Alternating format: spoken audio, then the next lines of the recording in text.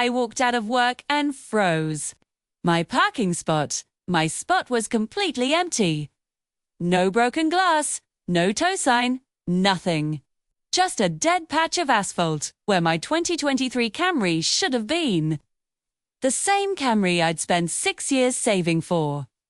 My chest tightened, my hands shaking as I checked the rows again, whispering, no, no, no, no, no, no. But the space stayed empty. My first new car finally paid off was gone. And when I called my parents, desperate for help, the answer I got didn't just punch the air out of my lungs. It made me realize this wasn't a theft.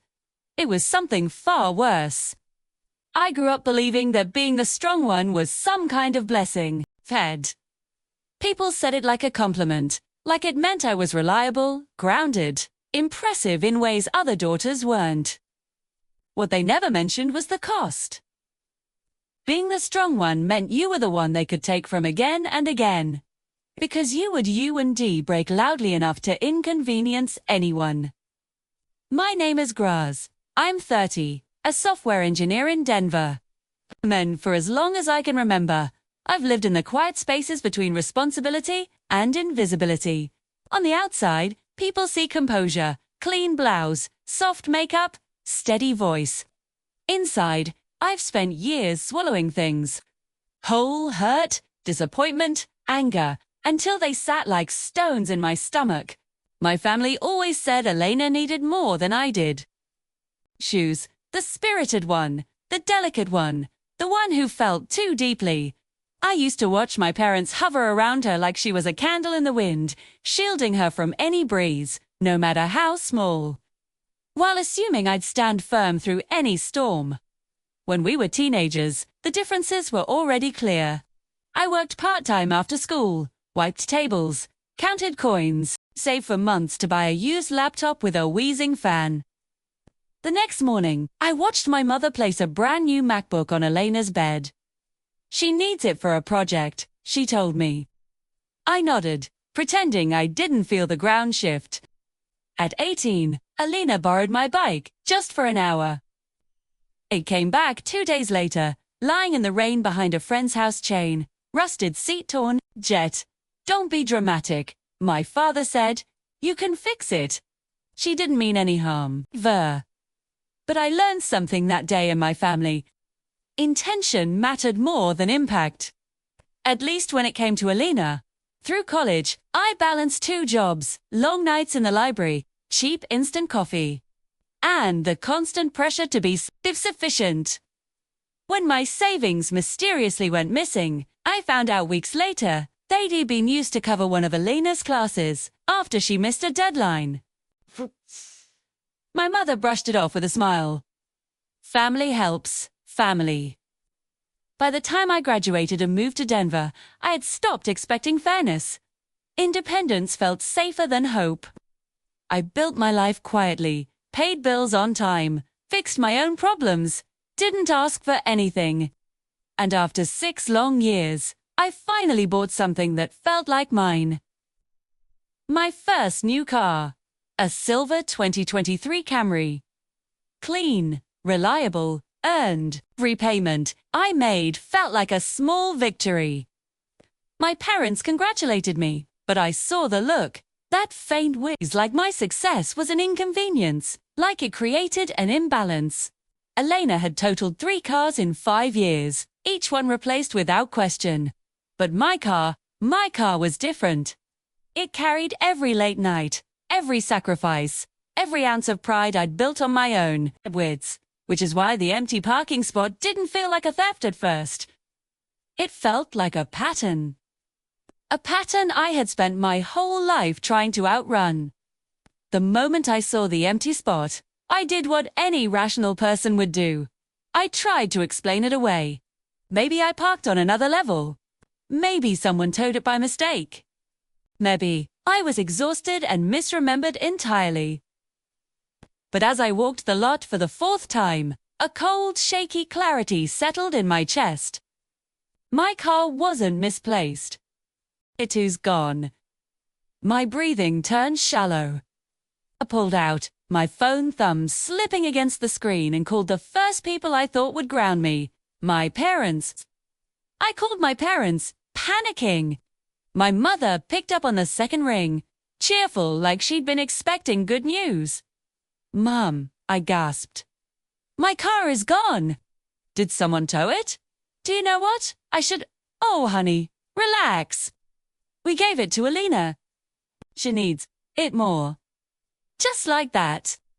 Soft voice, casual tone, as if she were telling me she'd borrowed a sweater, not stolen a $30,000 vehicle I'd spent 6 years earning. "What?" My voice cracked. You gave it to her. She has that new job." My mother said, "She can't be taking the bus.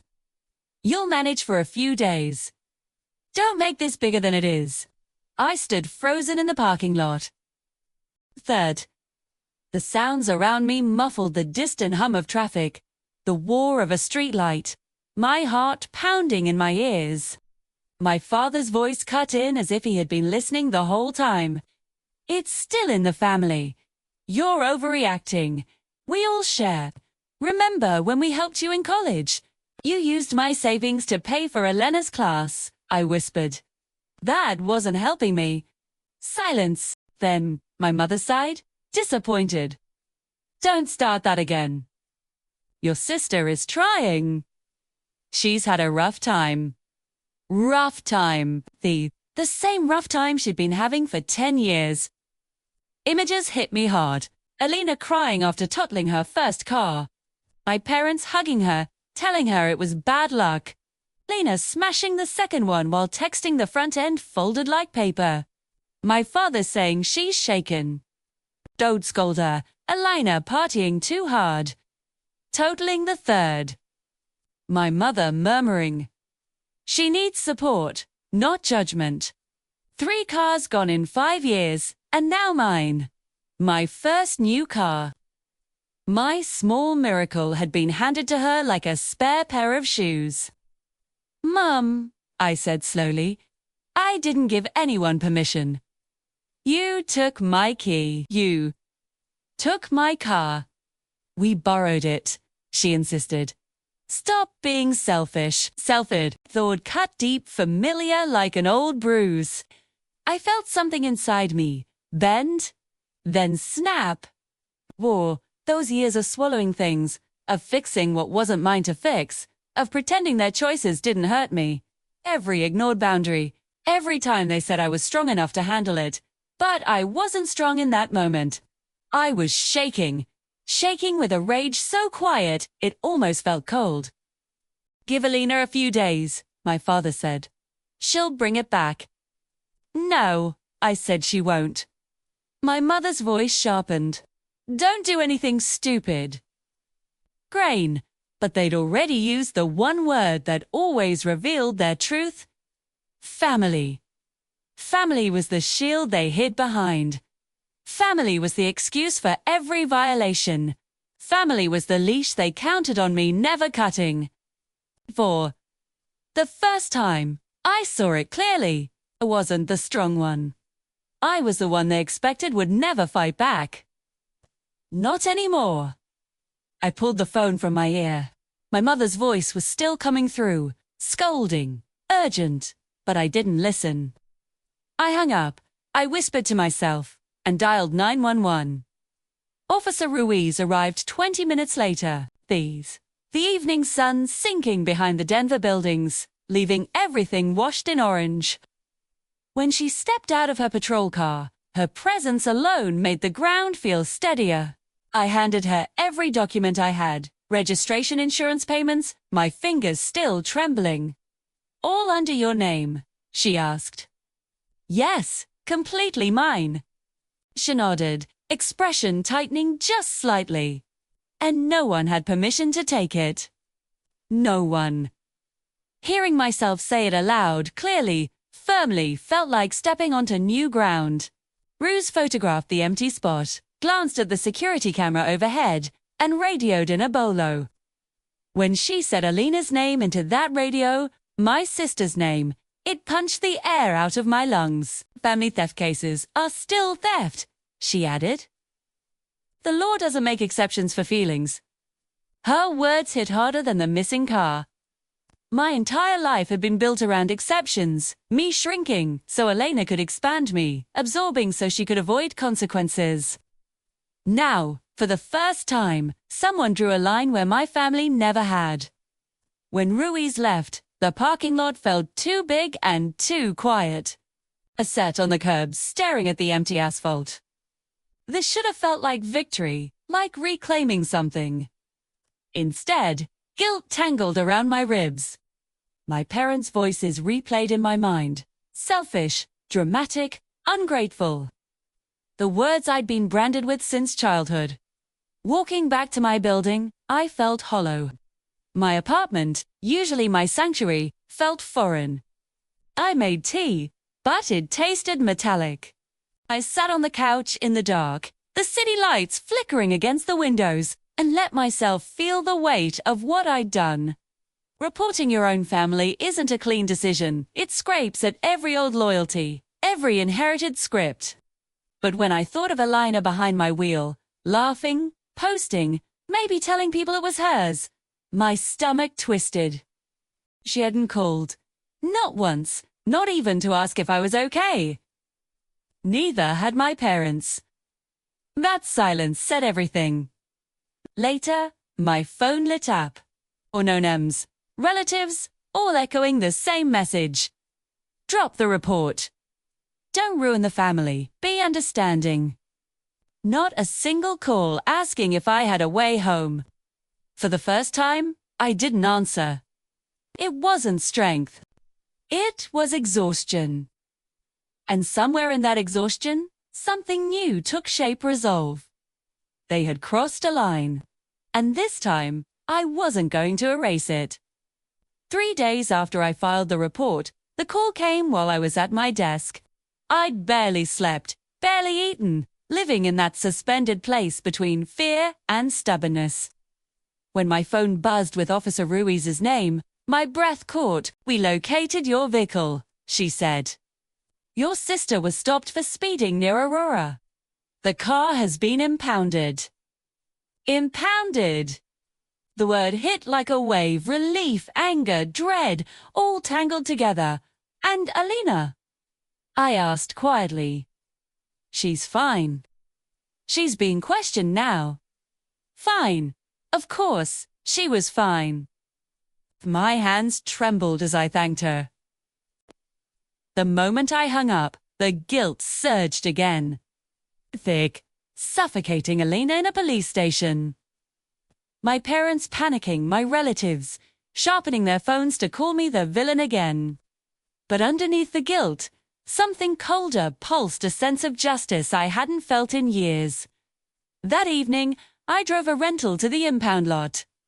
The warehouse sat behind a chain-link fence, bright floodlights slicing through the dusk. A clerk handed me forms without looking up. Camry Silverspace 34. The concrete echoed under my steps as I followed the numbers, heart pounding harder with each row I passed. And then I saw it. My car. But not the car I left in the parking lot days earlier. Fast food wrappers everywhere. Makeup smeared on the passenger door. An energy drink spilled across the console. Mud on the mats.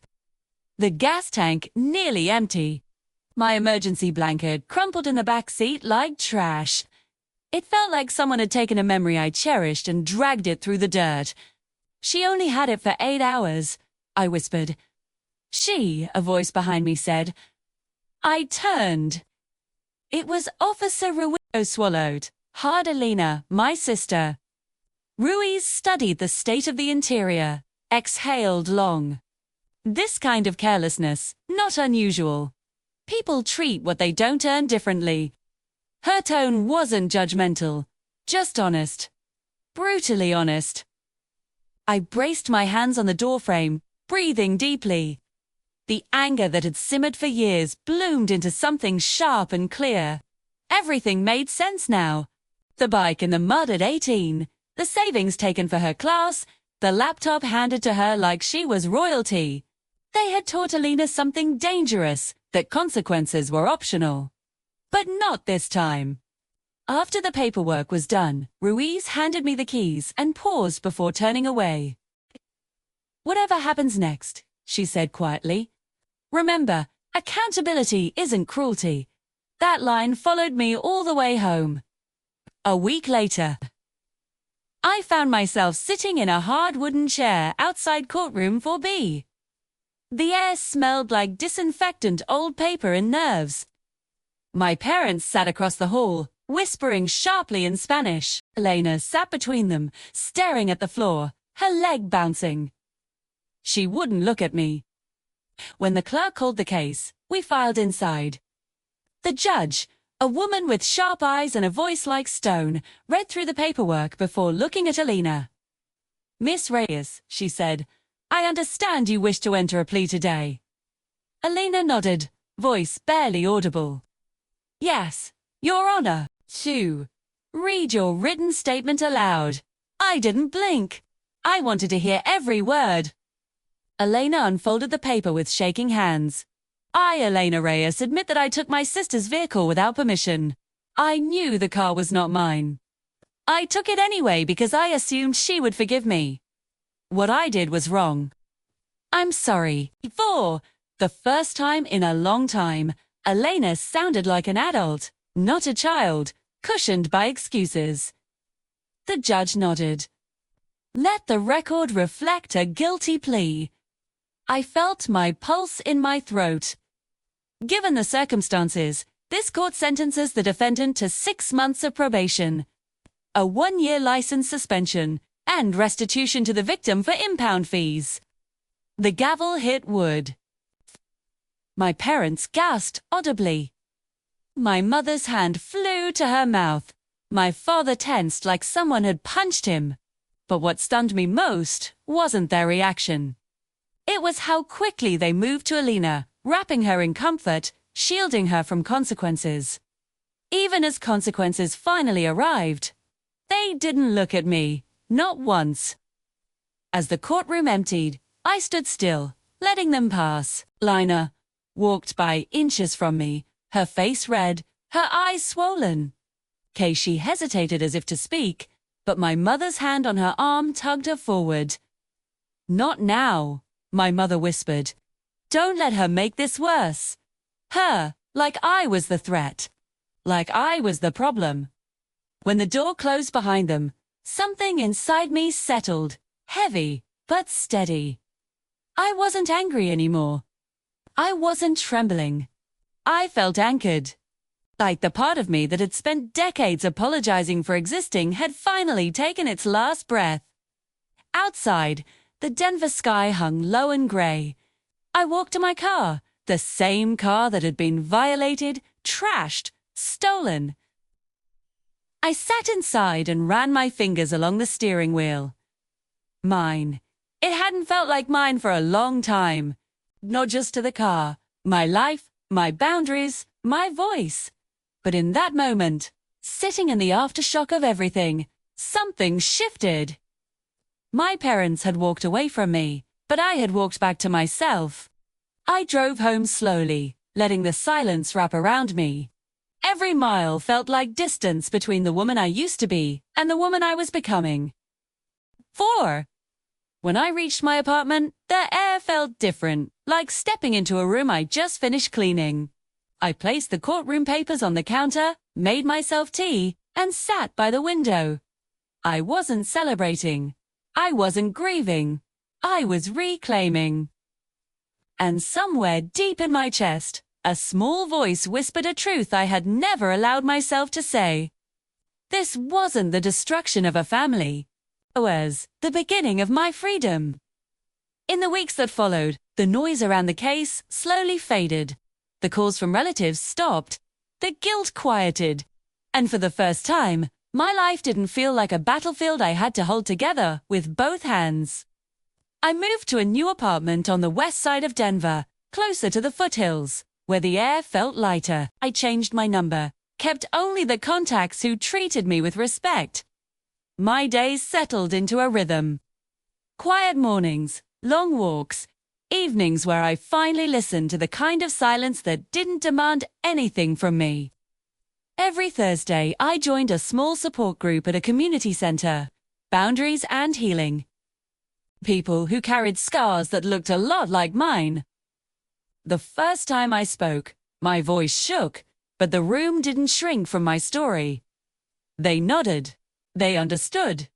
And little by little, I felt something inside me loosen. I had my car back. But more importantly, I had myself back. One afternoon, sitting in the driver's seat overlooking the mountains, I realized something simple and freeing. Justice hadn't ruined my family. It had restored me. A year later, an envelope showed up in my mailbox, plain, unmarked. But written in handwriting I recognized instantly, a liner.